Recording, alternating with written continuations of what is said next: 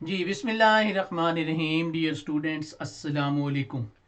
जी, तो second topic हमारा जो है वो होल्डिंग आउट का है। आपको याद होगा कि हमने एजेंसी के चैप्टर में एस्टॉपल का रूल पढ़ा था। ये बिल्कुल उसके अपोजिट है। एस्टॉपल ये था कि प्रिंसिपल जो है वो कंफ्यूज करता है थर्ड पार्टी को एजेंट के बारे में। यानी उसका एजेंट जो है वो पहले तो एजेंट था मगर अब एजेंट नहीं है, पर थर्ड पार्टी को इसका पता ही नहीं है।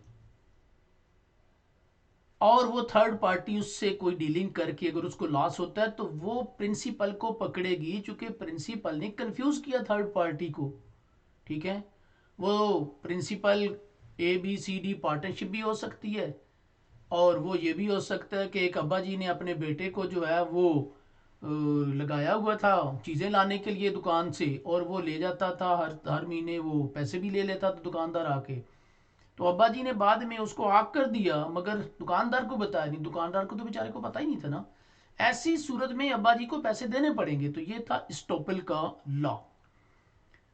होल्डिंग आउट इसके बिल्कुल ऑपोजिट है। होल्डिंग आउट ये है कि एक एजेंट जो है या कोई फर्द, वो खुद से ही कहता फिरता है पब्लिक में कि जी मैं फलां पार्टनरशिप जो है वो ABCD, जो बड़ी रिनोड पार्टनरशिप है, उसका पांचवा पार्टनर मैं हूं। वो खुद से क्लेम करता फिरता है, यानी लोगों से झूठ बोलता है।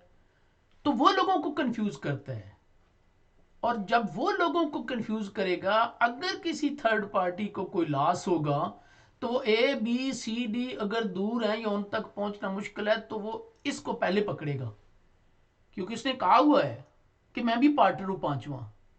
ठीक है, शेखी में ना उसने कह दिया जी मैं पांचवा पार्टनर हूं। ठीक है, झूठ बोल दिया, तो ये पकड़ा जाएगा, क्योंकि इसने झूठ बोला, इसने थर्ड पार्टी को कंफ्यूज किया कि मैं ABCD फॉर्म जो है उसका पांचवा पार्टनर मैं हूं। जी, पढ़ते हैं जी।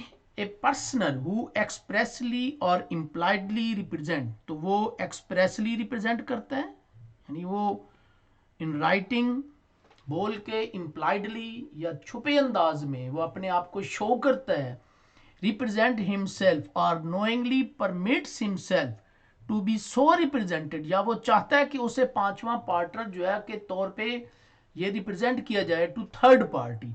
ठीक है, that he is a partner in A firm, यानी उसको ये है कि उसको कोई और किसी और बंदे को कहता है कि यार तुम मेरे बारे में कहो कि मैं पांचवा पार्टनर और मैं खामोश रहूंगा, तो भी उसने थर्ड पार्टी को कंफ्यूज किया।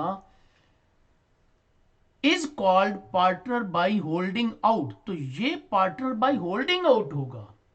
अब कोई थर्ड पार्टी को लॉस होगा ना, तो वो ABCD के अलावा इसको भी पकड़ेगी, क्योंकि इसने अपने आप को झूठ बोला और इसने शो किया।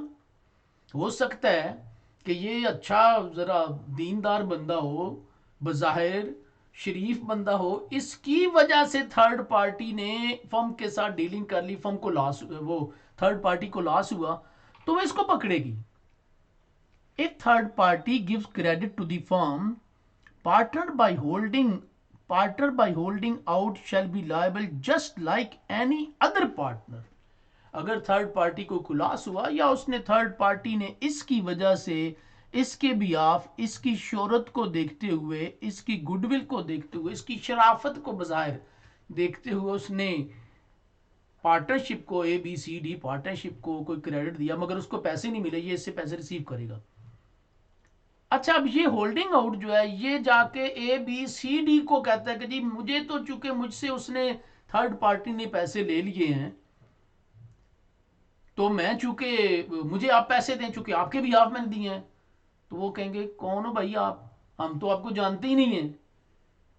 तो ये पैसे बस इसी के खाते में पड़ेंगे, ये आगे उनसे ले नहीं सकेगा, चूंकि इसने खुद से झूठ बोला, इसने प्रिटेंड किया, धोखा किया, इसने अपने आप को शो किया पार्टनर, जबकि ये पार्टनर था ही नहीं। In order to render a person liable as partner on ground of holding out। जी, ये बुलेट जो है ना ये वैसे नहीं होनी चाहिए अब, लेकिन इस वक्त वीडियो के दौरान में मैं इसको वापस करता हूँ तो फिर वो कई चीज़ें मुझसे पूछेगा कि आप इसको इनको रिटेन रखना चाहते हैं या नहीं, हम इसको बस डिलीट कर देते हैं जी, क्योंकि आगे जो है वो कोलन दिया double dot. In order to render a person liable as partner on ground of holding out, क्या कुछ होगा, ठीक है, कि ये एक होल्डिंग आउट पार्टनर कब होगा, ही must have by spoken or written or by his conduct represented himself to be a partner, direct representation है, इसने अपने आप को लिख के बताया, बोल के बताया, अपने कंडक्ट से बताया, अपने आप को प्रेजेंट किया कि मैं पार्टनर हूं, ठीक है। He must have knowingly permitted himself to be represented as partner to other person indirect, यानी इसने किसी दूसरे को कह दिया कि यार सॉरी मुझे एज ए पार्टनर रिप्रेजेंट करो, तो किसी दूसरे बंदे ने इसको एज ए पार्टनर रिप्रेजेंट किया मगर ये खामोश रहा, ठीक है, तो ऐसी सूरत में ये इनडायरेक्ट रिप्रेजेंटेशन होगी, इसने इसका इजहार किया कि जी हाँ मैं पार्टनर हूं, इसने रिफ्यूज नहीं किया। Other person must have acted on the faith of such representation and gives credit to the firm, और किसी ने उसके बिहाफ के ऊपर फर्म को क्रेडिट दे दिया, whether or not person representing know that representation has reached other person। अब ऐसी सूरत में अगर किसी ने क्रेडिट दे दिया फर्म को तो ये पकड़ा जाएगा। बेशक जो A B C D partner हैं उनको नहीं पता, ठीक है, तो भी ये पकड़ा जाएगा। साइलेंस में also constitute holding out representation, silence वो खामोश रहा एज ए पार्टनर, किसी ने कहा कि जी ये पार्टनर है मगर वो खामोश रहा, तो भी एज ए पार्टनर जो है वो कंसिडर किया जाएगा, ये होल्डिंग आउट पार्टनर होगा और इसको अगर कोई लॉस होता है तो फिर इसको भरना पड़ेगा जी। Principle of holding out also applies in case of retiring partner, जी रिटायरिंग पार्टनर के ऊपर भी ऐसी अप्लाई होता है कि यानी ए बी सी डी जो है उसमें से सी रिटायर हो गया मगर वो फिर भी अपने आप को पब्लिकली जो है वो एज ए पार्टनर जो है वो पेश करता है, या अगर कोई पार्टनर कहता है तो वो खामोश रहता है तो फिर भी वो होल्डिंग आउट पार्टनर होगा। However, it does not apply in case of deceased or insolvent partner। हाँ ये है कि अगर रिटायर्ड पार्टनर जो है वो जिंदा ही नहीं है तो वो मर गया है और उसके भी आप किसी ने क्रेडिट दे दिया था फर्म को, अब उससे तो मरे हुए बंदे से तो क्रेडिट नहीं लिया जा सकता, या वो सी पार्टनर जो कि रिटायर हो चुका था वो इंसॉल्वेंट हो गया, दिवालिया हो गया, अब जो बंदा दिवालिया हो जाता है उससे भी आप पैसे नहीं ले सकते हैं जी। Difference between estoppel and holding out, तो आपको बता तो दिया, वैसे एस्टॉपल के बिल्कुल ऑपोजिट है estoppel, where a person appears to be principal makes a representation to third parties. अब इधर प्रिंसिपल फन कंफ्यूज करता है थर्ड पार्टी को, that another person appears to be agent has authority to act as his agent even though he has not actually been appointed as an agent, जो कि इसका agent है नहीं मगर प्रिंसिपल जो है वो थर्ड पार्टी को रिप्रेजेंट करता है, शो करता है कि ये मेरा प्रिंसिपल है, मेरा एजेंट है, तो इसको हम कहते हैं एस्टॉपल, चूंकि इधर कंफ्यूज किया प्रिंसिपल ने तो फिर प्रिंसिपल लायबल होगा थर्ड पार्टी के, थर्ड पार्टी उससे पैसे लेगी जी।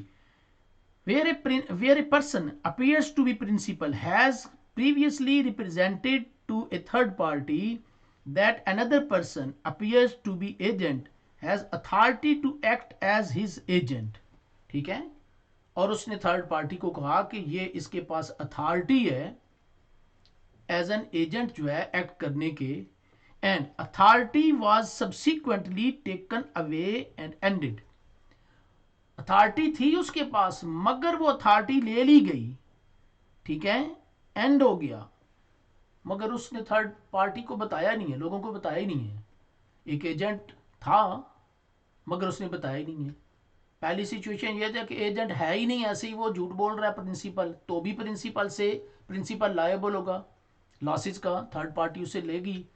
लेकिन वाकई एक एजेंट था मगर बाद में उसने उसको निकाल दिया, ठीक है, और वो उसके बिहाफ, प्रिंसिपल के बिहाफ काम करता था, बाइंग सेलिंग करता था, लोन ले लेता था, उसने थर्ड पार्टी को नहीं बताया। अब भी थर्ड पार्टी जो है वो प्रिंसिपल ही लायबल होगा। So third party who previously dealt with the agent have not been informed for this act, ऐसी सूरत में उसको इन्फॉर्म जब नहीं किया गया, so have not been informed of this act, again principal liable होगा। In estoppel due to any act of supposed principal, अब इधर जो है वो कंफ्यूज किया प्रिंसिपल ने, the third party gets confused and thinks someone as supposed agent of that principle। लेकिन holding out इसकी बिल्कुल अपोजिट है, where a person supposed agent represent himself, he is then stopped from denying the character he has assumed and upon the faith of which creditors may have acted। एक agent था नहीं मगर उसने अपने आप को एजेंट जो है वो रिप्रेजेंट किया, ऐसी सूरत में अगर क्रेडिटर जो है उसको लॉस होता है तो वो इसको भरना पड़ेगा। In holding out due to any act of supposed agent, तो उधर जो है वो प्रिंसिपल ने कंफ्यूज किया, इधर कौन कंफ्यूज कर रहा है, agent. The third party get confused and thinks someone as supposed principal of the agent, ठीक है। तो इधर जो है वो थर्ड पार्टी कंफ्यूज हो गई है, उसने ये समझा कि ये वाकई एजेंट है, उसका पार्टनर है, तो उसको अगर कोई लॉस होगा तो ये एज ए प्रिंसिपल जो है ये इसको भरना पड़ेगा। चलें जी, होपफुली आपको ये दोनों कॉन्सेप्ट क्लियर हो गए होंगे। अल्लाह हाफिज जी।